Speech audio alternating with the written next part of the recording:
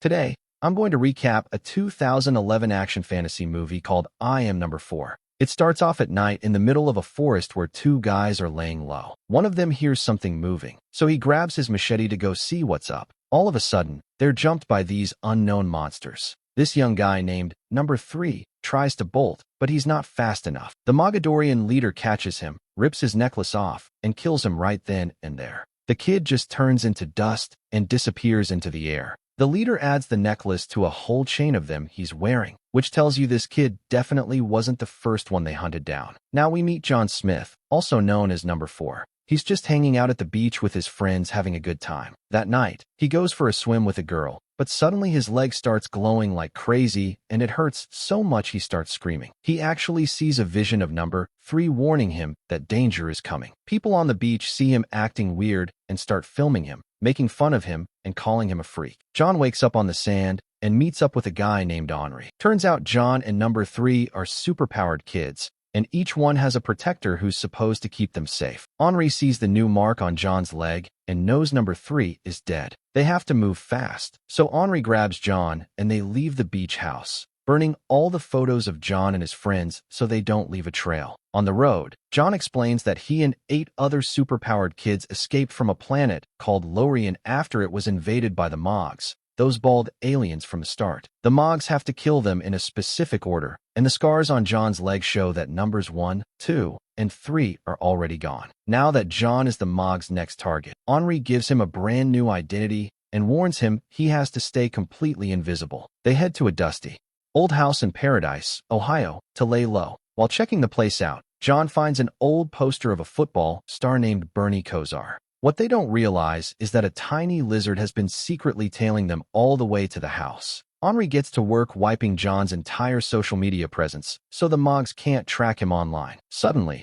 a strange noise outside startles them. That little lizard from before actually transforms right into a dog. John decides to keep him and names him Bernie Kosar after the guy on the poster. Henri isn't really a fan of the idea, but John swears it's just a harmless stray. Later that night, Henri secretly hides a mysterious box inside a wall clock. It's a gift from John's dad, but Henri is keeping it hidden until the timing is perfect. Meanwhile, another survivor named Number 6 shows up at John's old place looking for him. When she finds it empty, she just blows the whole house up, walking right through the flames because, as it turns out, she's fireproof. Back in Ohio, John decides he's tired of hiding and insists on going to school. He promises to keep a low profile, so Henri gives him a phone and reluctantly lets him go. But of course, the dog follows him there anyway. At school, John spots a girl named Sarah in the office. She's in trouble for taking a secret photo of a teacher, and John is instantly hooked. The staff tells Sarah to show John to his locker, which gives him a chance to talk to her. That's when a bully named Mark and his friends show up to intimidate him. As Mark walks off, he knocks down a nerdy kid named Sam and tosses his skateboard. John doesn't stand for it. He grabs the board, gives it back to Sam, and the two of them become fast friends. After school, John sees Mark bullying Sam again. He's had enough, so he hurls a ball so hard it levels one of Mark's buddies.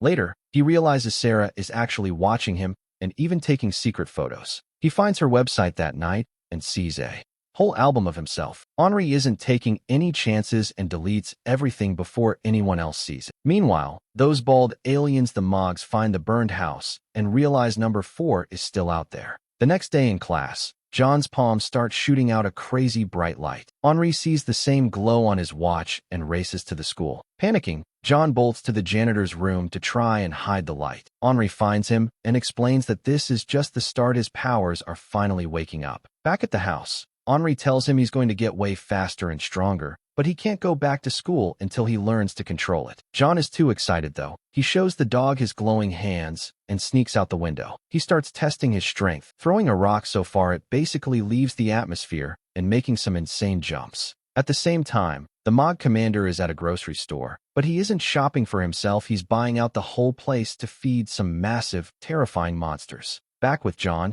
he runs into Sarah on the street and they go for a walk. They spot Sam and his stepdad nearby, and then Sarah invites John over for dinner. Her parents are nice and mention the town's night carnival coming up. Later in her room, John finds her scrapbook and learns she actually hates being the one in front of the camera. But then his dog shows up outside barking like crazy, so John has to bail. Of course, Mark is watching from the shadows, totally jealous. The next day, Sam asks John about his glowing hands, but John keeps quiet. While they're talking, a paint trap mark set goes off, covering them in pink. It ruins a photo of Sam's dad, and Sam loses it. John's hands start glowing again from the anger, but he keeps his cool and walks away. In the bathroom, Sam opens up about his real father, who was obsessed with aliens before he vanished. Sam is convinced he was kidnapped by them. John sees Sarah in the hall, but avoids her. Meanwhile, Henri is digging into Sam's dad's past at an old factory. He finds weird symbols and a glowing locator rock and takes it home to study. Later,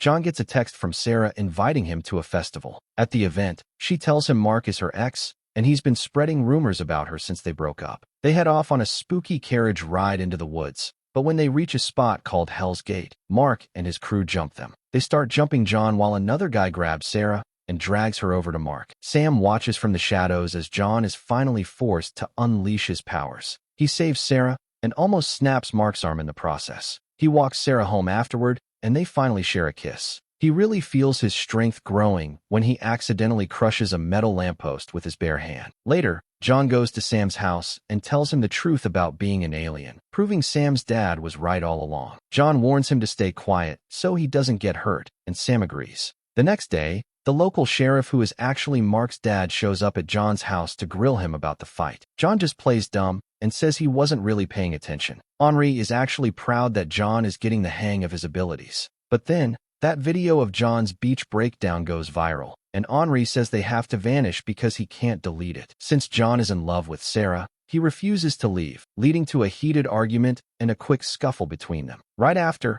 Henri gets kidnapped, and John has to track him down to save him. He brings Sam along to the location. John tells Sam to trail a guy while he sneaks into a house filled with creepy news clippings about missing people. He eventually finds Henri tied up and unable to move. The kidnappers turn out to be conspiracy nuts working for the Mogs. Suddenly, a real Mog smashes through the door and attacks. While John and Sam make a run for it, Henri stays to fight. Sam loses the car keys in the panic, so John uses his powers to start the engine. But right before they escape, the alien stabs Henri in the chest. As they speed off, Henri hands John his special blade and tracker, revealing the truth about Sam's dad used that rock to track down the rest of the kids from Lorien who are still out there. With his last breath, he tells John he has to find the others, because their combined powers are the only thing strong enough to stop the Mogs. Since the aliens failed to catch John, they head back to those conspiracy guys and execute them with a deadly device for failing their mission. Meanwhile, the police raid John's house and officially label him a terrorist. Even Sarah is getting suspicious now, and she finally asks him who he really is while they're driving. Sam admits he actually has another piece of the rock his dad found while hunting for aliens in Mexico. While Sam and Bernie go to grab the rock from its hiding place, John stops by Sarah's house to explain everything and say goodbye. But the cops show up and corner John and Sarah on the roof. Sarah ends up falling, but John uses his telekinesis to catch her and save her life. He shows off his powers again by using his mind to lift a police car right out of the way. The two of them manage to escape and head toward the school. Soon, the Mogs arrive in a caravan of trucks and confront Mark and his dad. The commander threatens Mark and forces him to lead them straight to John. Sam warns his friend that the Mogs have the entire school surrounded, just as they try to make a run for it. Number 6, who goes by Jane, shows up with a high-tech weapon to help them fight back. A massive battle breaks out, and Jane uses her insane speed to take out 2 aliens instantly. The Mogs release these giant flying lizards, and suddenly, Bernie transforms into a terrifying monster that totally freaks Sam out. Bernie fights the beast in a long battle and wins, but he gets pretty badly hurt and eventually turns back into a regular dog. Jane is starting to struggle, so she tells John to charge her with his light, and together they take down the Mog. They race to the soccer field where the commander and one last monster are waiting for them. Using their combined skills, Jane and John wipe out the guards and almost take out the boss. Jane gets caught by the monster for a second, but John jumps in to help. Finally, number 4 triggers a massive explosion that kills the commander for good. They both survive the blast because Jane is completely fireproof. The next day, they connect the blue rocks and finally locate the rest of the surviving children. Mark unexpectedly shows up and gives John that mysterious box Henri left behind. Sam decides to join the team, and John gives Sarah one last kiss before they part ways. A wounded Bernie shows up out of nowhere, and they all hit the road to leave town. If you enjoyed this recap, don't be shy, hit that like button. If you hated it, Hit the dislike button twice, just to be sure. It's definitely worth watching the full movie yourself. Thanks so much for watching, and make sure to subscribe for more videos like this.